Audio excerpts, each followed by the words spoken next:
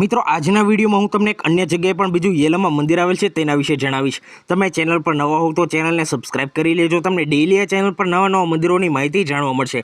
હવે વાત કરીએ આ મંદિર વિશે તો યેલમા મંદિર જેને રેણુકા મંદિર તરીકે પણ ઓળખવામાં આવે છે તે દેવી રેણુકાનું મંદિર છે અને ભારતના કર્ણાટક રાજ્યના સોંદતી શહેરથી લગભગ 5 કિલોમીટર દૂર સ્થિત એક તીર્થસ્થાન છે। તે એક ટેકરીની ટોચ પર આવેલું છે જે પહેલા સિદ્ધચલ પર્વત તરીકે ઓળખાતું હતું અને હવે યેલમાના ગુડા તરીકે ઓળખાય છે, જેનું નામ મંદિરના નામ પરથી રાખવામાં આવ્યું છે। મંદિરમાં દેવી યેલમા અથવા રેણુકા કહી શકો છો તે દેવી છે જે સંતાન પ્રાપ્તિ માટે પ્રજનન દેવી તરીકે પૂજનીય છે।